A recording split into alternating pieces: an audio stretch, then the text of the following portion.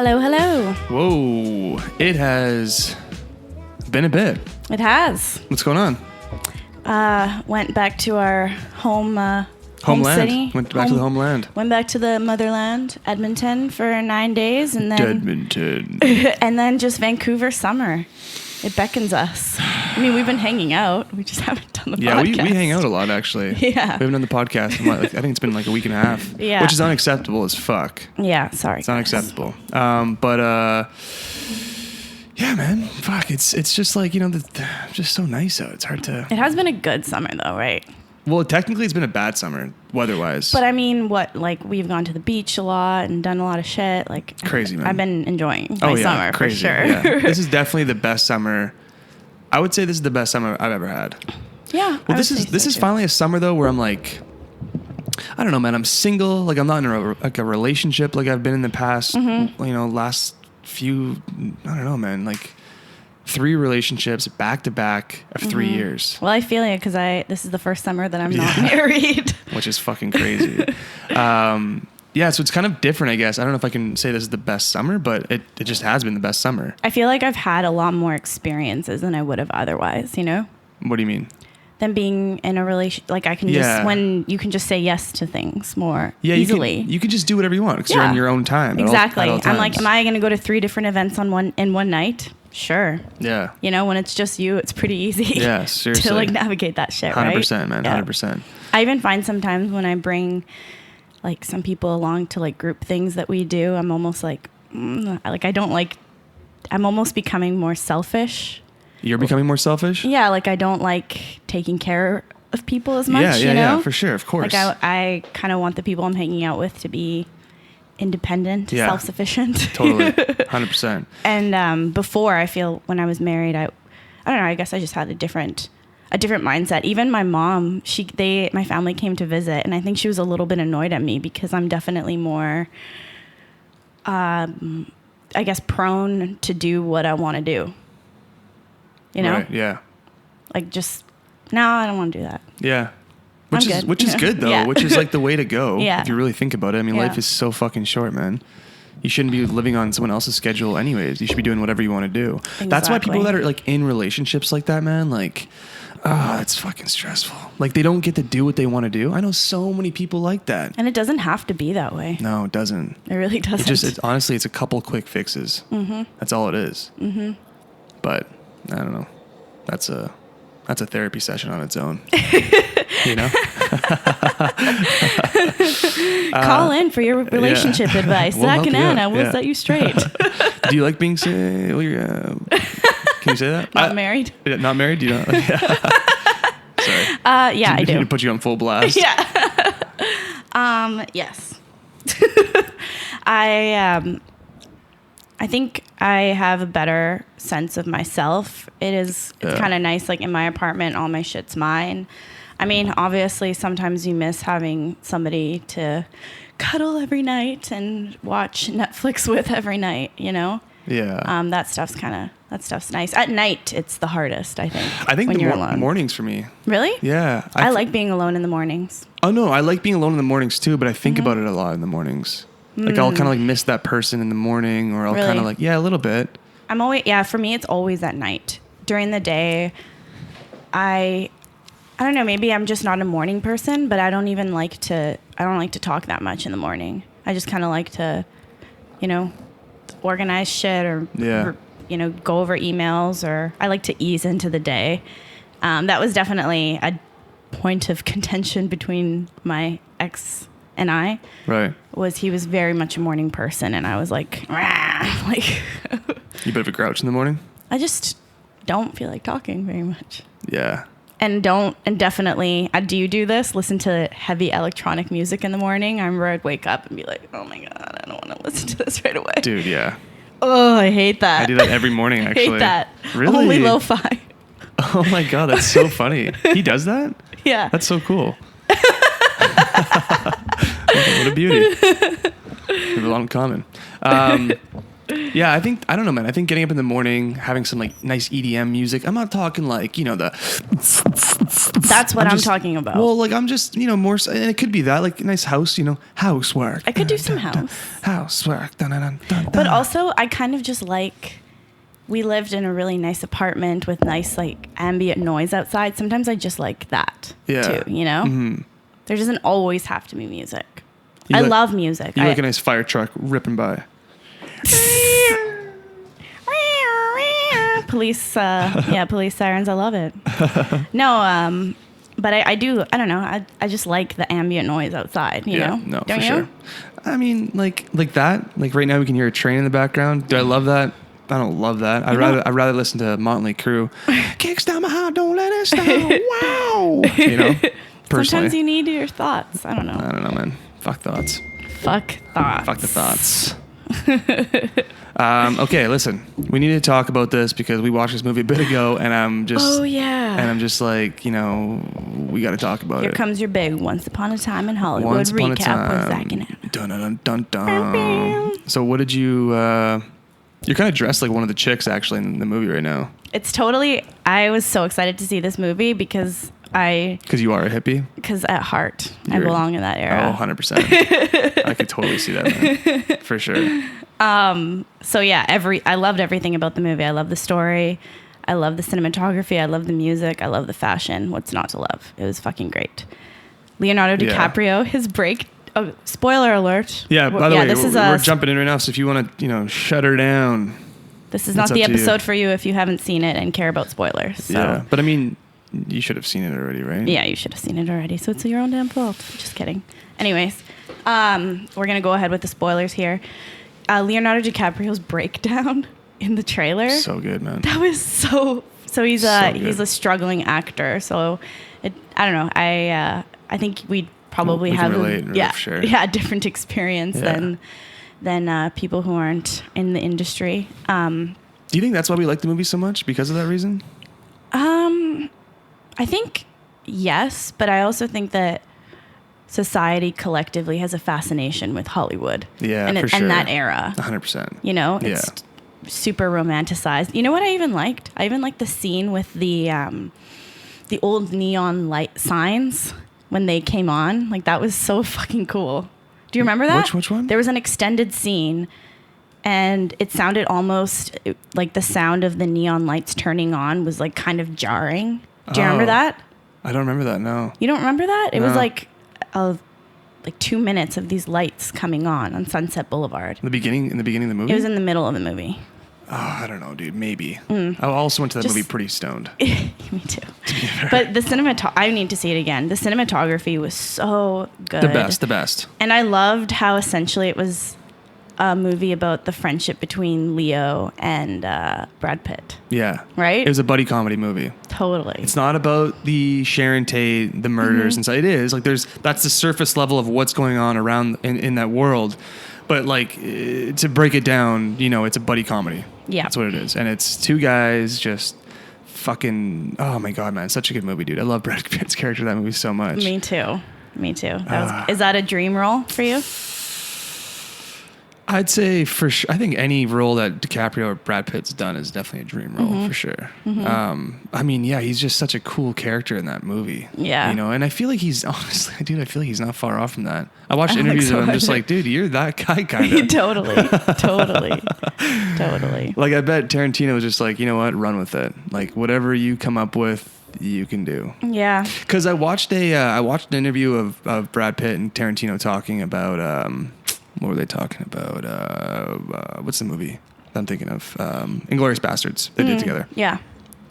And you mean Brad Pitt and Quentin? Is that what I said? DiCaprio? Mm-hmm. Yeah, Brad Pitt and Quentin Tarantino. And basically, they were at the table read, and Brad Pitt was like, he read it going, buongiorno.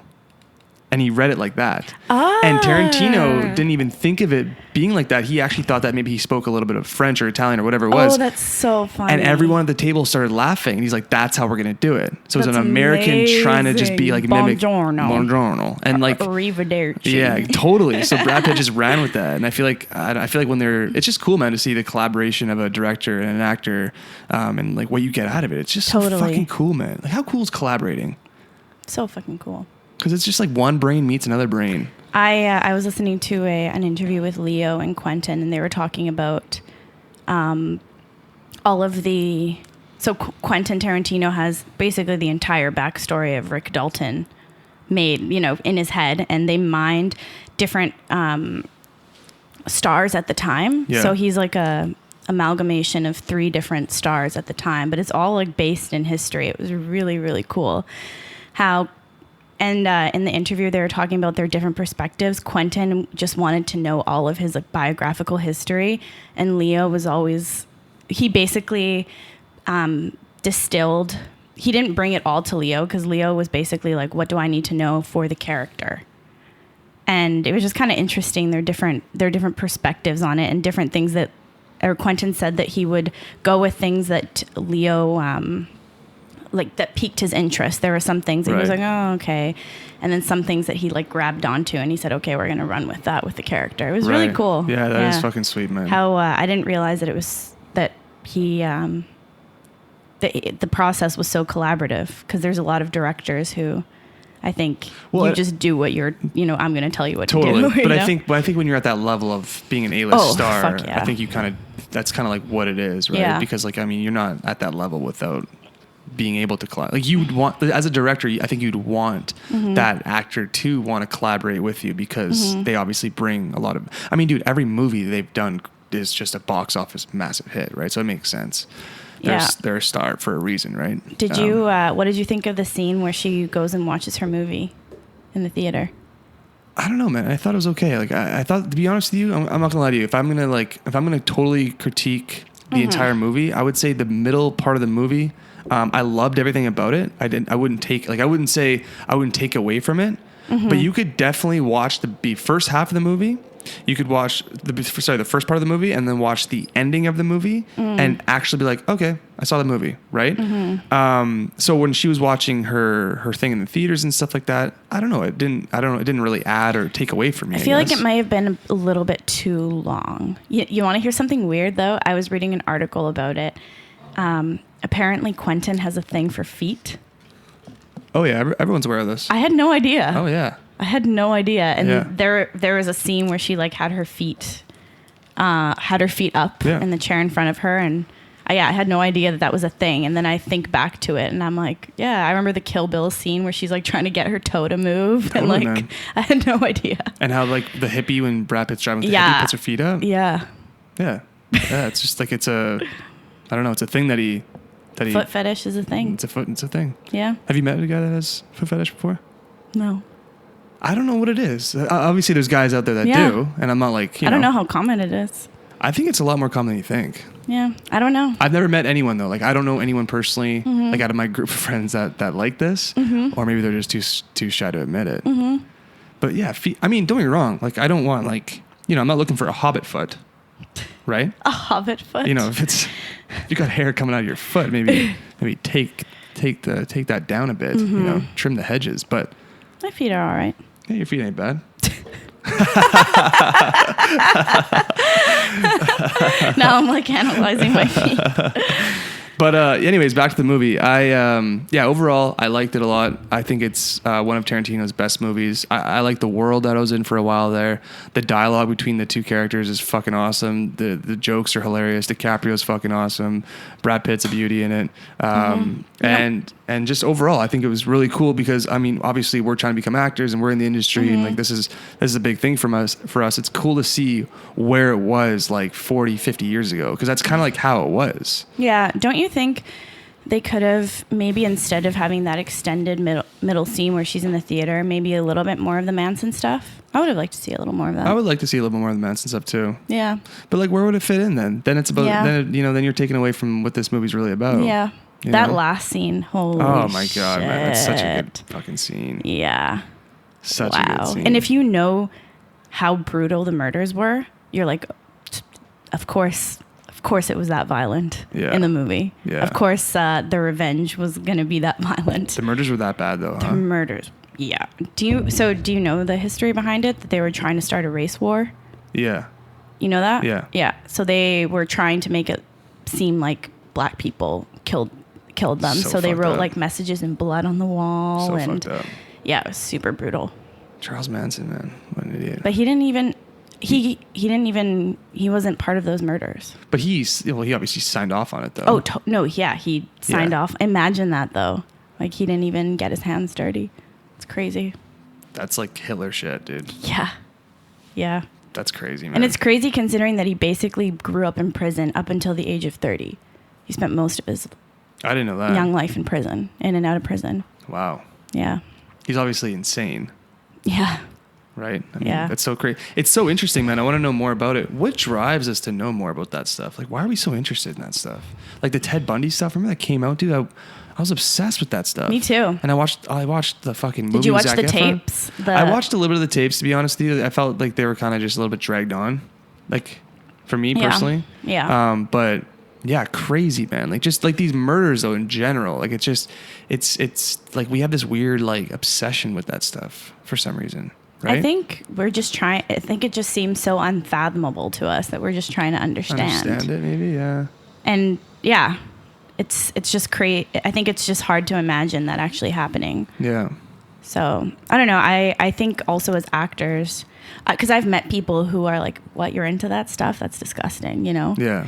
I think as actors too, we're interested in the psychology of it because we're trying to understand how humans work to portray them, right? Uh-huh. I even find that, I've always been really, really interested in psychology, and I think a lot of actors are. Don't you? I mean, yeah, for sure. I think you have to be if you want to be a great actor, right? Totally. You have to be obsessed with that kind of stuff. Yeah. So I think that's where it comes from. Just like trying to understand humans and motivations behind things, right? Because we have to understand the motivation. I mean, you could play a serial killer, you know? Totally. Yeah. So true. Mm-hmm. Yeah.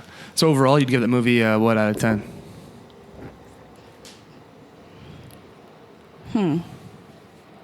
Like, would you say it's his best movie? Tarantino? I'd say maybe Inglourious Basterds is a little bit better. Like 0.5 better. Yeah.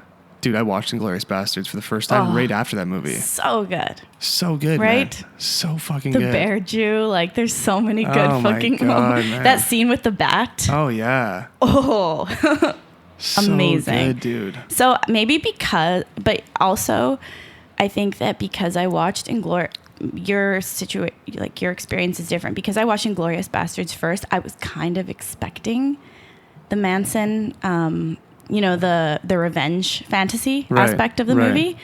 So I feel like maybe that took a little bit of the impact away from it because I was sort of expecting that to happen. Yeah. You know? Right. I was wondering how it was going to unfold. Yeah. But there was just something about it that made me feel like Sharon Tate wasn't going to die in the movie. Right. You know? Mm-hmm. So maybe that took away, maybe if you thought she was going to die, watching her in the theater scene would have been a little bit more powerful, but I didn't think she was going to die. I thought that they were going to do what they did in Inglourious Basterds. Yeah, you already knew like the surprise a little bit. Yeah. So maybe that took away a little bit. Yeah, maybe. But I fucking loved it. We're being picky here. I think Inglourious Basterds slightly better because it was the first one to do it, so it had the greatest impact. Right. And also, there's not one scene of that movie that I don't think that isn't essential. I don't think. Mm-hmm. Don't you think? Yeah. Like everything in that, it's just like so tight. Like the story is so tight. Yeah, and you really do feel like you're in that world, man. Yeah. Like I felt like I was just there, you know what I mean? And I cared about all of the characters, and they all seem very real. I don't know about Margot. I love Margot Robbie, but I just don't know. I don't know. I didn't feel very connected to the Sharon Tate character in the movie. Well, to be fair, not even Margot Robbie. I think it's just like there's not much of Sharon Tate in the movie. Yeah. I mean, you see her for the first, she literally has But I mean, compare that to frickin' what's her name? Diane Kruger in Inglourious Basterds. The actress, the spy. She didn't have much screen time in the movie, but I really cared about. She had quite a bit of screen time in the movie, man.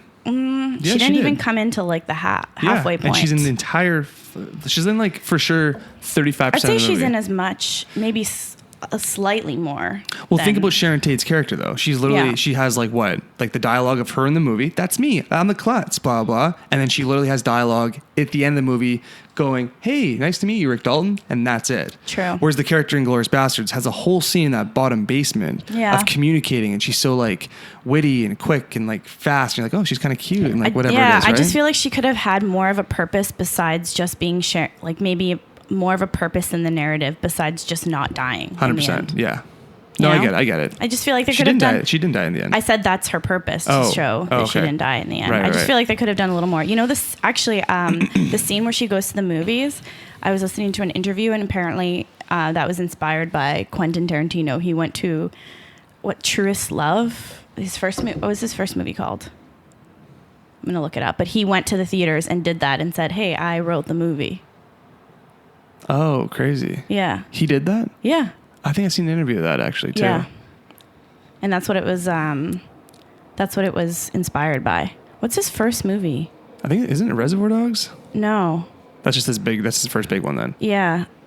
Because people have told me I should watch it. That it's really good. Sorry, I really want to find out what it is. Yeah, go for it. Yeah, I was watching this interview of Tarantino actually, and he was talking about how he used to work at like a Blockbuster.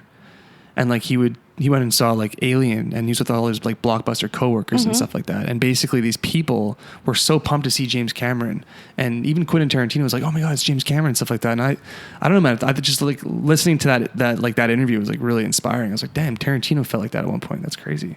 I found it. Truest Romance, True Romance. True Romance has like 92% on Rotten Tomatoes. What year did it come out?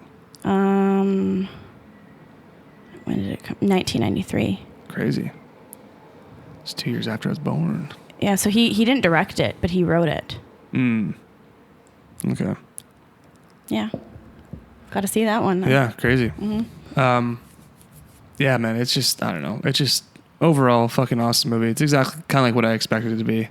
Yeah, me too. Recommend it. It was a really fun movie. It was a really fun movie. Right? It's like, I mean, there's not a lot of movies that I come across and I'm like, you know what? I'd probably watch that again in the theaters. You know what I mean? And this is one that I would definitely. I actually almost watched it last night. Really? Yeah. Instead of going to the beach, I was going to go watch that movie, but I kind of want to watch it again.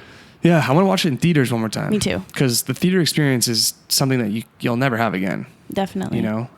But it's, I don't know, man, pricing for movies these days Tuesdays, man. It ain't getting cheap, dude. Tuesdays. Cheap Tuesdays. Yeah, I gotta go see it on Tuesday. Yeah, we saw The Lion King as well. Yeah, Lion King. That was good. We didn't see it together. No. Yeah, I saw it. I saw that movie really stoned. Me too. Oh, dude. I was like 747 in the sky. I was like, oh man, this is just like the cartoon, dude. It was almost psychedelic. I felt so emotional during the songs. Oh, really? Yeah. What did you like about it? I had a different experience because I was high. How trippy it was, how real they looked. Wait, did you just smoke some weed? Yeah, I smoked some weed. I just smoked a lot of weed. Oh. Just how trippy it looked. Because it was so real. Yeah. And I kept thinking, like, this is just, it's a little uncanny and almost, it was just so uncanny how there's not one real animal in that entire movie. Yeah. Like, how they can do that now. I know. It's insane. Didn't love how the mouths didn't move too much, though, with the words. Yeah, so there's a lot of debate over that. Some people think they could have given them, there's two different routes they could have gone, like the more I'm gonna use anthropomorphic route. Yeah, I'm drinking my water. Keep talking. Yeah, where they try and make them more human-like and exaggerate their features so you can see more emotion in their face, or photorealism to try and make them look like the actual animals, and they decided to go the more realistic route. And I guess I can see why they did that, because there's already the cartoon. Right. So if it was just CGI cartoon, it's kind of the same thing. So I can understand why they went the more realistic route, and it's something different. Yeah. At least, because if they made them look more cartoony, there's a cartoon already. No, I get it. Which is like and it's a The Lion King still holds up. Yeah, which is crazy. Yeah. Didn't love the mouths, how realistic it almost was. And when I mean like not love, I just mean like, I don't know. There's just some parts where I was like, I feel like I'm watching Transformers or something. You know what I mean? Like I just felt like it was kind of like a weird situation. And then I would say like Nala, didn't love Beyonce being Nala. Just, to be honest, I thought it was a little bit too much of a powerful voice. Well, I think there's some people where you're like, oh, Beyonce's talking versus Nala's talking. Exactly. And it's kind of, she's almost too iconic. It's like hard to separate her voice from who she is. So it's like, oh, Beyonce as the lion. Word. Tiger. Seriously. Yeah. Right? It was just Beyonce. I could tell it was just Beyonce. Yeah. Dude, that's the thing. When you get too big, you can't even do those things, man. Yeah. Even like I feel like The Rock and Kevin Hart are almost at that level too. Like if Kevin Hart was like one of the characters, I'd be like, I think that kind of happened to Johnny Depp a little bit. Yeah. Like I just see, oh, this is Johnny Depp dressed up weird again. Yeah. Being weird again. You got to change your voice or something, man. Like Bradley Cooper does a great job at it in Guardians of the Galaxy. Oh yeah. He's the raccoon, right? Mm-hmm. You would never tell. Like I remember watching the credits. I'm like, that's fucking Bradley Cooper. I never knew. I know, right? That's where I think it's like, and to be fair, that's kind of like where, being an actor versus just getting someone super, super famous, it comes into play. Not that I'm not saying Beyonce's not a great actress. I've seen her in, what movie was it? Obsessed. Yeah, she's so great in that movie. I haven't seen that one. Yeah. It's with Idris Elba too. Oh, really? Yeah. My boy. Idris Elba. But yeah, I think overall the movie was good. I mean, it's the exact same thing as the cartoon. It's just more realistic. Almost shot by shot. Yeah. Highly recommended while stoned. Yes. It's definitely more of a movie that it's a fun movie. Like you already know the beginning, middle, and end if you've seen the original Lion King. So you're going in it to see like animation and kind of get a little bit like freaked out a little bit. Then that's your movie. Do it. Have you seen Hobbs and Shaw yet? I haven't seen a Fast and the Furious movie. I guess Hobbs and Shaw is Fast and Furious. I mean, you would never. I mean, there's no correlation. I just get kind of bored during those movies. Dude, let me tell you something. How do I say this? Mm-hmm. I'm The Rock's biggest fan. I'm a huge Rock fan. Yeah, I love the guy. Mm-hmm. Right? Kevin Hart, love the guy. Mm-hmm. Jason Statham, fucking love that guy, especially him. Actually, love the whole cast. It was great. The thing is, for me, man, the thing about these movies is, it's like, why can't you have a great storyline? Totally. Like, you put all this money into this movie. Why does the storyline have to be so generic? It's like horror films, how horror films are usually shit, and that's why we like it so much, because it's like an actual good movie. I guess so. I mean, I wouldn't say it was shit. Like, I'm not saying I didn't walk out there going, it was a waste of money. Well, sorry, I haven't seen it, but yeah. I just feel like they're lazy. Well, the thing is they're lazy. I think they're trying to appeal to a worldwide audience. That's what I'm starting to realize. So it's watered down. Everyone can relate to it no matter what language you speak. I think that's maybe what it is. And if that's the case, that's just the case. I'll just wait till it comes on Netflix and, take a look at it, whatever, right? But man, if you want to keep me coming to the movie theaters, you got to put up a good story, man. And Tom Cruise seems to do it every time though. I still haven't seen any of those. Like Mission Impossible? Dude, you gotta fucking get on that. Or that other one that you like, Something Tomorrow or End? Edge of Tomorrow? Oh yeah, I didn't see that. Oh my God. It's so good. You should watch that movie though. Yeah? That's not like a Mission Impossible movie. That's like a great story. Great fucking, just great acting. Emily Blunt's in it. Yeah, dude. I like her.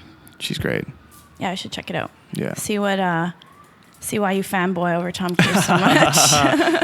I fanboy over this is my thing. I honestly I just respect people and appreciate people that are themselves 100%. Whether it's like, maybe not a lot of people agree with it, but if you can stand for what you believe in so much that you believe in it and it doesn't matter what other people say, I have respect for that, man. Because that takes a lot of courage. Balls of steel. True. You know what I mean? Yeah. It's crazy.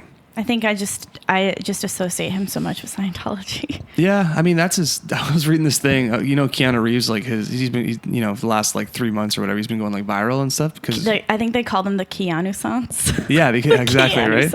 I love that. I remember like reading comments like underneath like some of these things on like Reddit and stuff, and like a lot of the things was like, Tom Cruise would be where Keanu Reeves if it wasn't for Scientology. Yeah, probably. Yeah. Because don't you wish that he did more funny things like in Tropic Thunder? Tom Cruise? Yeah. I thought he was pretty funny in the movie. I wish he did more funny things like that. Oh, yeah. Because I feel like it would humanize him and make him more likable. Mm-hmm. He was so fucking hilarious in that movie. Yeah, for sure. I don't know why he doesn't do more shit like that. Because he's fucking Mission Impossible. I know, but... And that franchise is so massive. But dive into that every now and then. I think that's so smart. I think it would take away, though. Made me like him way more when I saw Tropic Thunder. I agree. But, like, I think if you were to see him as that consistently... Not consistently. Intermittently. Every couple of years, you know? That's pretty consistent, dude. He only comes out with a movie every couple of years. 5 years. I don't know. True. I get it. I get what you're saying. Yeah. Yeah. Comedy's hard. Comedy's tough, man. Mm-hmm. No one's saying comedy's easy. That's a tough one for sure. Yeah. But the last scene I had from Deb's class was more comedic, and I've always, when I first started acting, I was so focused on dramatic things and being able to cry and emotion. But there is something really fun about doing comedy. Yeah, totally. I think it's definitely, it's hard for sure. Oh yeah. I think totally, man. I mean, there's like comedic timing you got to get down. There's like, understanding the wording of it, like playing with it. It's just, for sure, man. It's very difficult. It's not easy. Wouldn't you love to be in a Seth Rogen movie? Dude, I'd love to be, for sure. I love that. I love that kind of thing. I'd also like be in to a do Seth that Rogen too. show. Oh yeah, he's coming out with the show or something. Yeah, me too. I watched The Night Before on Saturday. The night before? The Seth Rogen one, the Christmas one. Right. Yeah. After we went to the Seawees Festival. Yeah, we went to an outdoor rave. It was so much fun. It was a lot of fun. It was so much fun. Yeah. Good times. It was weird though, right? Because it was like, if you look at like what it was, basically it was just like a Lululemon event. Yeah. And then they had Cascade, who's this massive DJ, come out. And if you look at like what it really was, it was like yoga, like, right? It was a bunch of yoga mats. Mm-hmm. And then it turned into a rave. It was like a bunch of yogis raving. Yeah. And I gotta say, shrooms did wonders. Yeah, they definitely hit right when Cascade started for me, and that was fucking great. Really? Cascade. They've been around. How cool is Cascade? They've been around for so long. I think it's just him, right? Him. He's so good at what he does. So good, man. Right? That show was great. Yeah, dude, he's been around. Dude, I remember getting into EDM and like hearing his songs. Me too, like 10 years ago. Yeah, fuck, man, he's been around for a long time. Yeah, it was great. But great night. he is a legend, man. I wish you went a little bit later. If you're gonna get a rave going, don't stop it at 11. Me okay? too. 11 o'clock is no. That's the annoying thing about festivals. Why is that? Why do they end it so early? I don't know. Maybe like city liquor license. They don't allow. It's like a curfew thing. Because I know like after hours places need special permits. Yeah. I mean, even Coachella ends kind of early. Yeah, 11. 11 Coachella ends? Yeah. Damn, dude, what the fuck? Or like the last show's at 11 or something. But it's kind of weird. You're paying like $1,000 for a ticket. It's 11. It's like, all right. I know. Same with Chasing Summers.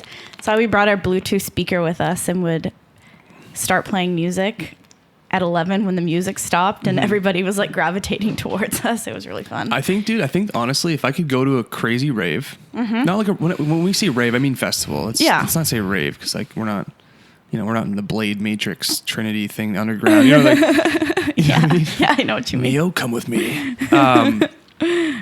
That's that first scene though. That's kind of like how raves were and were looked at before, though, right? Totally. You know what I'm talking about? Blue pill. I 100% know what you're talking about.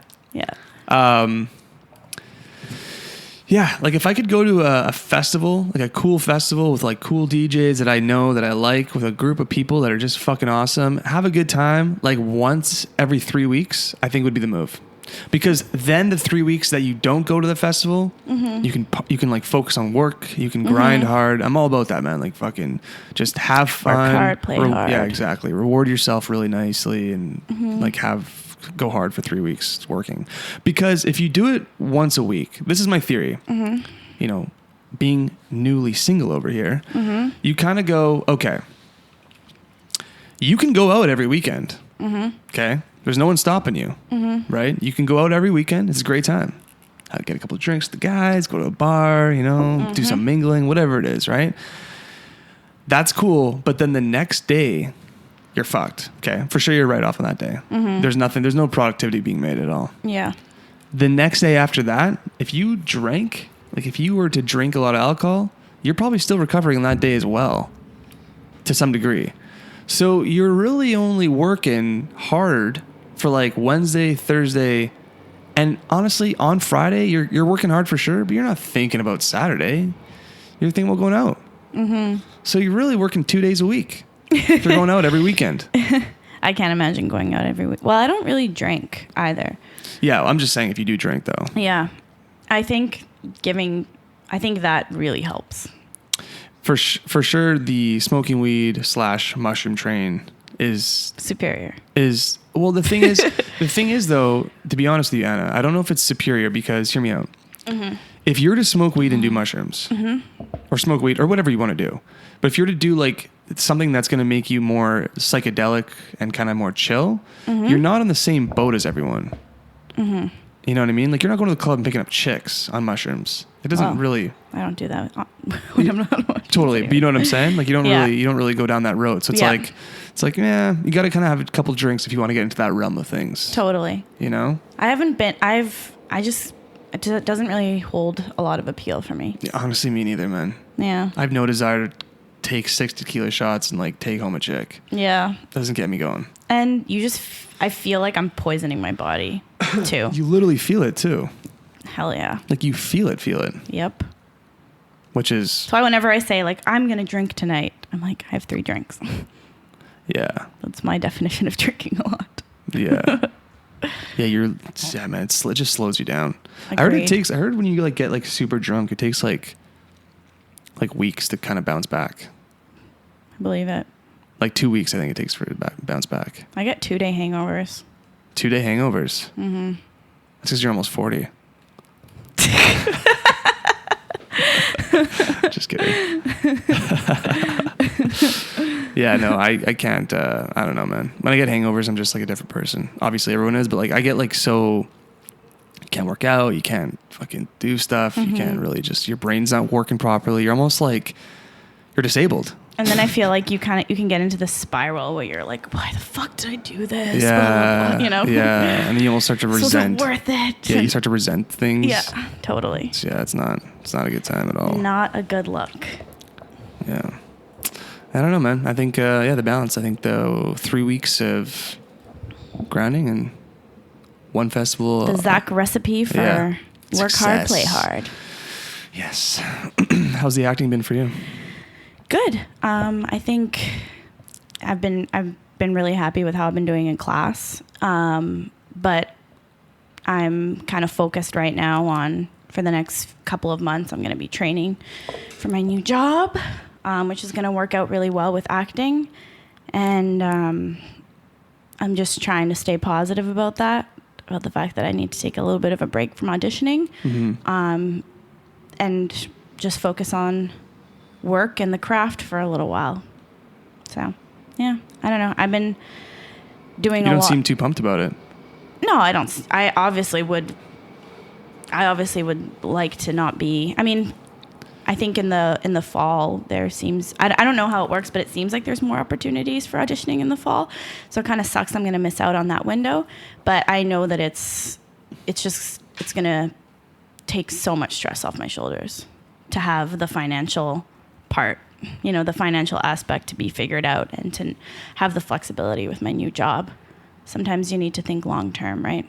I totally agree, man. Mm-hmm. Yeah, once you like build this ship, you're gonna be fucking flying. Yeah, totally. It's gonna be nice. Totally. Yeah. Not a lot of people think like that, dude. Yeah, I know. Not a lot of people think like that. And so that's kind of why I'm going to have a fun rest of the summer. I have a couple more weeks here, but I definitely am feeling like I'm going to be ready to like hit my nose to the grindstone. I don't know how that saying goes. What are you trying to say? Hit the nose to the grindstone? No, there's a saying. There's an idiom. Is that a song? Is that by Linkin Park? Why did I fucking hit the nose to the grindstone? grindstone? This is why I don't try idioms, because I'm an immigrant and my parents said it wrong. I think it's hit the ground running. I think that's what you're trying to say. Oh, put my nose to the grindstone. I don't know what that means. That's a saying. It means work hard. I'm gonna be ready for that. Is what I mean. Come September 9th, because I'm already like, I'm ready to make some money and feel more. You kind of feel a little useless when you have this much time off. I'm feeling a little useless. Useless, dude? You feel like a fucking loser. Yeah. A little bit. I had that time off. I honestly had a year off because I was making money off Instagram.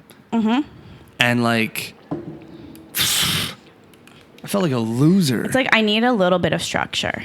You need, yeah, for sure. And I don't have that right now. You should be honestly moving. This is my theory on things. From the minute you get up to the minute you go to sleep, you should be fucking just going. Mm-hmm. Moving. You got to be moving around. Because motion is emotion. Motion is emotion. You know what I'm saying? Yeah. But yeah, no, I think you're going to feel better too. You're just going to feel more like, not that you don't feel good right now, but I'm just saying you're going to feel just more like, when you're making money and you're acting and you're just booking work and auditions and stuff like that, you're going to be like, fuck yeah, I feel like a perfect person. Totally. You know what I mean? Totally. It's going to be great. Yeah. Yeah. Well, at least you're still training though, right? Oh yeah.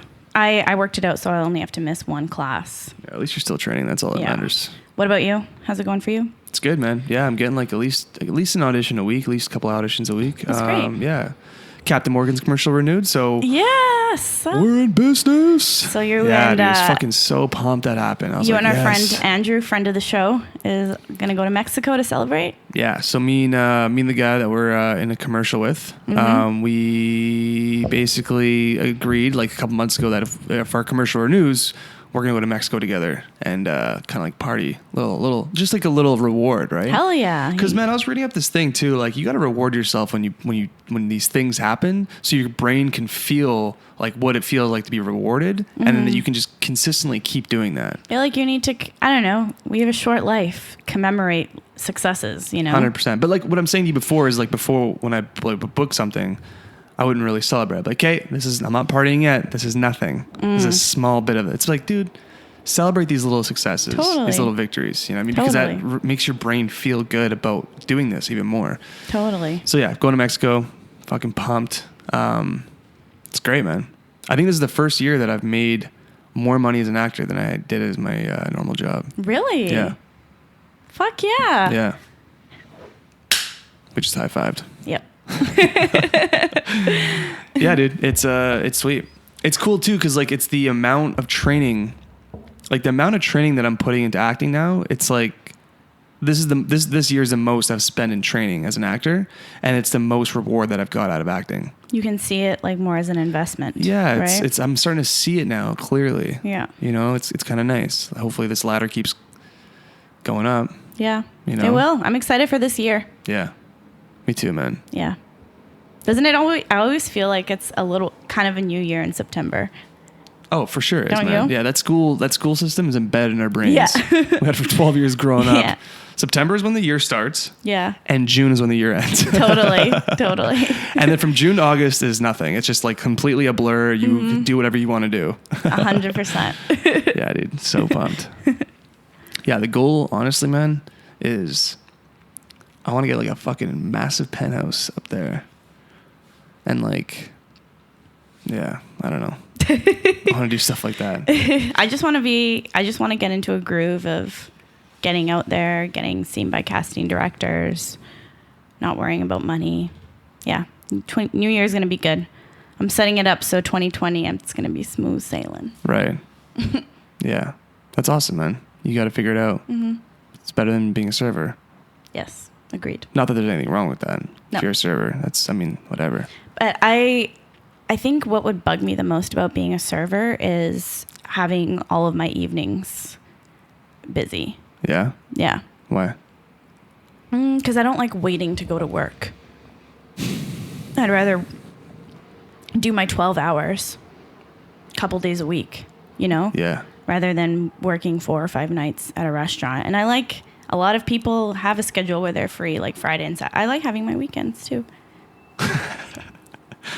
Yeah, I get it. Like my weekend evenings, Yeah. Like not even to party, but just to, I don't know, meet up with friends. Yeah. And I like to have that balance still. And I feel like serving with the late nights and having all your evenings You kind of busy. get it there though. you kind of adapt like a new friendship. Like that's kind of how what serving is, or a little bit, right? You kind of get this new circle of friends that work there as well, which makes work a lot more fun. Yeah. You can do like a relationship there. You know what I mean? Like that's kind of like what I think the hospitality industry kind of is a little bit. I guess that's true. Yeah. I kind of like to keep that shit separate. Yeah. I mean, trust me, it's fucking hard when you're there though. Because everyone's your age. Everyone's kind of like, you know, they're obviously, no one's like goal is to be like I shouldn't say no one, dude. I'm being an asshole. Like, you know, if your goal is to be like, you want to be the biggest server in the world, whatever, that's fine. But like most people that do serving are either in school or they're trying to do something especially in this city, they're trying to become an actor or a musician or something like that. Right. So it's kind of cool. You meet people that are like-minded like you, which is it's kind of fucking awesome. Yeah. You know? Yeah. I've never really served. I worked at a Vietnamese restaurant in university for a little bit, but it was this like little hole in the wall, more like a cafe kind of thing. Hole in the wall. Yeah, hole in the wall, little cafe. So I don't really know what I'm talking about. Yeah. But I just know even when I was working evening shifts in nursing, I didn't like it. I'd rather work during the day. Yeah, totally. Sure. I'm not gonna lie, man. Serving definitely has like made me a better person though. Yeah. Not even just like going to restaurants and like tipping. That's what I'm talking about. I just mean like, just like respecting people, being able to just like, you know, just being more friendly, I guess, as a person, being a better person. Because when I was a server, man, I had to deal with some fucking nasty people. And I wanted to just like, you know, spit right in their eye. Not even their food. Just want to spit right in their eye. Yeah, I don't know. I guess it's kind of the same with nursing. I've dealt with some really nasty people too. Yeah. And you still have to care for them. Yeah, as a nurse is even tough, right? Like, imagine as a doctor, like someone's being so nasty, you're like, hey dude, I'll pull the plug on you. You know? All right, let's wrap this son of a gun up. Thanks for listening, everyone. I do appreciate it. Sorry for the delay in the podcast. That's just life though, you know? Yeah. Life's coming at us. Yep. Just going with the flow. We'll be back next week for sure. Yeah, promise next week. All right. See you guys next week. Bye-bye. Bye-bye.